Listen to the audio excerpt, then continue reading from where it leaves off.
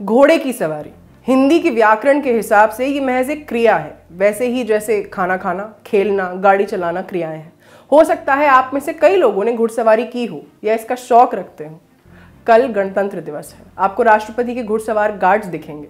पोलो के खेल में हम घुड़सवारों को देखते हैं। कहने का मतलब है कि घोड़े पर बैठे इंसान को देखने में हमें कोई दिक्कत नहीं है। हमारी चेतना का स्तर अभी वहां तक नहीं पहुंचा कि हम इसे जानवरों के साथ क्रूरता माने। अब घोड़े की सवारी को हम थोड़े अलग ढंग से कहते हैं, घोड़ी पर चढ़ना या गुड़ चढ़ाई। जब मैं ये कहती हूँ तो शायद आपको शादी के वक्त की वो रस्म याद आ जाए, जब घोड़ी पर चढ़कर दूल्हा दुल्हन के घर बारात लेकर जाता है। इसमें भी किसी को कोई दिक्कत नहीं है, लेकिन जब ये मालूम चल जाए कि घोड़े पर बैठे दूल्हे की जात क्या है, तो दिक्कतें शुरू होने लग जाती हैं। समाज के ठेकेदार ये बताने आ जाते हैं कि किसको घोड़ी पर बैठने का हक है और किसे नहीं। आज हम इसी मानसिकता की तह तक जाएंगे। नमस्ते, मैं हूं आस्था और आप देख रहे हैं द लल्लन टॉप शो।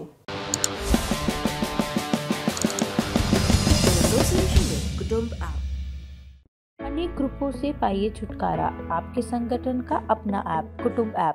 सबसे पहले सुर्खियां। पहली सुर्खी में बात चुनावी प्रदेश उत्तर प्रदेश की। आज वहां कांग्रेस से एक और बड़े नेता ने बीजेपी का रुख कर लिया है। पूर्व केंद्रीय मंत्री आरपीएन सिंह बीजेपी में शामिल हो गए हैं। आरपीएन सिंह ने कुशीनगर की पडरौना सीट से चुनावी मैदान में कदम रखा है। जैसा कि अमूमन होता है कि पार्टी बदलते ही नेता अपनी पुरानी पार्टी की कमियां गिनाने लगते हैं, आरपीएन सिंह भी इसी काम में लग गए हैं। उन्होंने कहा कि कांग्रेस अब पहले जैसी नहीं रही। सुनिए।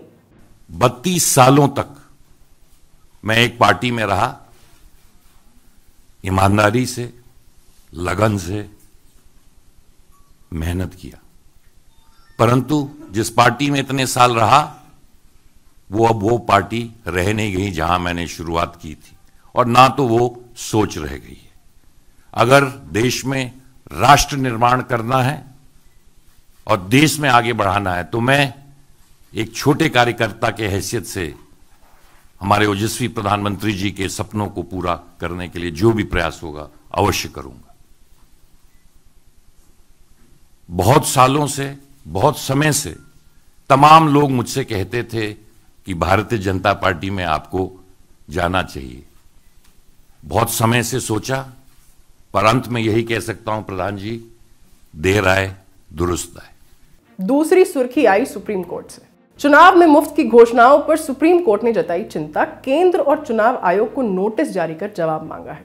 असल में याचिकाकर्ता के वकील ने कहा था कि जिन राज्यों पर लाखों का कर्ज है वहां भी मुफ्त में चीजें देने की घोषणाएं हो रही हैं। अब देखना है केंद्र और चुनाव आयोग इस पर क्या जवाब देता है और फिर क्या कोर्ट में बहस होती है। तीसरी सुर्खी में बात युवाओं की समस्या पर। बिहार और यूपी में आज अभ्यर्थियों ने प्रदर्शन किया।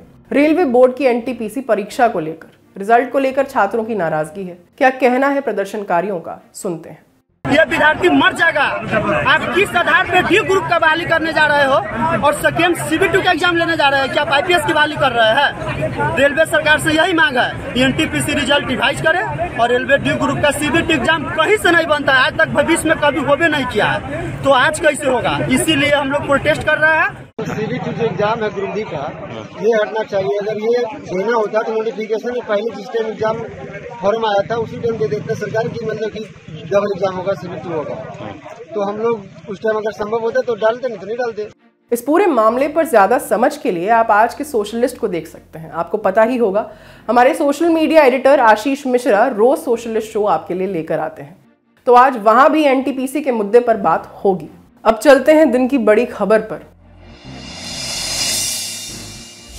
दलित, ये शब्द चुनावी मौसम में कीवर्ड सा बना रहता है। अखबारों में फ्रंट पेज पर तस्वीरें दिखती हैं जब कोई बड़ा नेता किसी दलित के घर खाने पर जाता है। टीवी की प्राइम टाइम वाली बहसों में एक्सपर्ट्स ये गुणा गणित बताते हैं कि दलित वोट किस तरफ जाएंगे, दलित वोट किसका खेल खराब करेंगे, किसका बनाएंगे।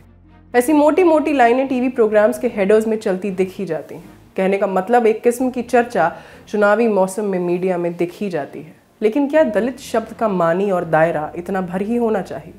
आज़ादी को मिले 75 वर्ष हो चुके हैं, हम अमृत महोत्सव मना रहे हैं, तो इन 75 सालों में उन समुदायों के लिए क्या बदला जिन्हें दलित माना जाता है या कह दिया जाता है? देश के कितने ही गांव ऐसे होंगे जहां आज भी दलित समुदाय से कोई चाहकर भी घोड़ी पर नहीं बैठ पाया होगा। कितने ही दूल्हे इस हसरत पर मन महसूस कर रह गए होंगे। और अगर कोई दलित समुदाय का दूल्हा घोड़ी पर बैठ बारात ले जाए तो वो खबर बन जाती है। ऐसा ही हुआ है राजस्थान के बूंदी जिले के चड़ी गांव में। वहां एक दलित ने घोड़ी पर बैठकर बिंदोरी निकाली। बिंदोरी एक रस्म होती है जिसमें बैंड बाजे के साथ दूल्हे को घोड़ी या वाहन पर बैठाकर इलाके में घुमाया जाता है। ये तस्वीर जब आप देख रहे होंगे तो सब कुछ सामान्य सा लग रहा होगा। दूल्हा घोड़ी पर है, लोग नाच रहे हैं, लेकिन ये सब जितना सामान्य अभी दिख रहा है उतना सामान्य रहा नहीं। दूल्हे का नाम है श्री राम मेघवाल।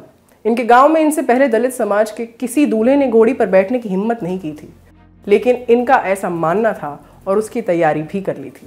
लेकिन फिर कथित रूप से इनको धमकियां मिलने लगी और इन्होंने प्रशासन से मदद मांगी।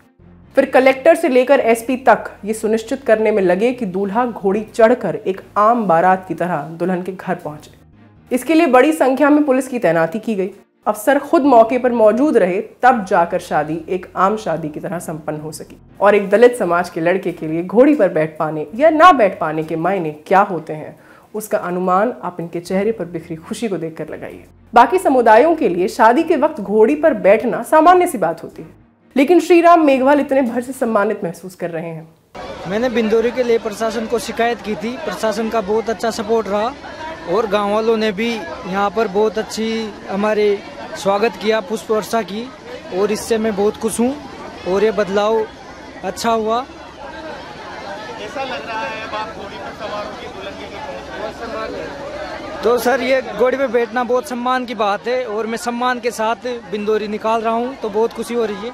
एक समाज के तौर पर यह हमारे लिए शर्म की बात होनी चाहिए कि जब देश आज़ादी का अमृत महोत्सव मना रहा हो, जब बड़े बड़े मंचों से बाबा साहेब अम्बेडकर की बातें हो रही हों, लेकिन जाति के आधार पर छोटा बड़ा होने वाली कुंठाएं लोग अब भी कमज़ोर नहीं पड़ने देना चाहते। आज भी अगर कोई दूल्हा घोड़ी पर बैठना चाहे तो सुरक्षा के लिए प्रशासन को इंतजाम करने पड़ते हैं। बात सिर्फ श्री राम मेघवाल के गांव की ही नहीं है, राजस्थान और उत्तर भारत के बाकी राज्यों में भी दिक्कत ऐसी ही मिलेंगी। आप सोचिए, प्रशासन को अभियान चलाना पड़ता है, लोगों को समझाना पड़ रहा है कि भाई इनको भी घोड़ी पर बैठने का हक है। देश का संविधान सबको बराबरी का हक देता है। राजस्थान के ही बूंदी जिले में 30 गाँव में प्रशासन ऑपरेशन समानता चला रहा है, लोगों को समानता के मायने सिखा रहा है। पुलिस वालों ने और प्रशासन ने 30 गांव आइडेंटिफाई किए हैं जिसमें इस तरह की कोई प्रथा चली आ रही है, तो उनमें भी ये ऑपरेशन समानता के तहत सुरक्षा प्रदान करते हुए इस कुरीति को दूर करने का पूरा प्रयास किया पुष्प वर्षा की गई है मैम बरातियों पर और दूल्हे पे गाँव वालों द्वारा। ये बहुत अच्छी शुरुआत है, इससे अन्य गांव वाले भी शिक्षा लेंगे और आगे आके इस जो कुप्रथा को तोड़ने में सहयोग करेंगे। लेकिन अगर आपको लगता है कि प्रशासन की मदद से ही दलितों के लिए चीजें बदल रही हैं, तो आपको राजस्थान से मध्य प्रदेश ले चलते हैं, जहां सागर जिले के गनियारी गांव में दिलीप अहिरवार की शादी थी। परिवार ने तय किया कि आज तक कोई घोड़ी पर चढ़कर अपनी बारात लेकर नहीं गया है। इस बार दूल्हा घोड़ी पर चढ़ेगा, लेकिन जिसका डर था वही हुआ। पुलिस की निगरानी में दूल्हा तो बारात लेकर चला गया, लेकिन बाद में इससे नाराज कुछ लोगों ने दूल्हे के घर पर तोड़फोड़ की, बाहर खड़ी कार के शीशे तोड़ दिए। किस प्रकार से कार गांव के कुछ दबंगों द्वारा किस प्रकार से कारें तोड़ी गई हैं और मंडप को मिटा दिया गया है और घर की लेडीजों को भी मारा गया है, देखिए, और गाली गलौज भी की गई है। बंडा विधायक तरवर सिंह के भतीजे लोगों का यहाँ संरक्षण हुआ है। यहाँ आपको बता दें कि दलित की घोड़ी चढ़ने पर जिन लोगों ने बवाल किया वो लोधी समाज से हैं।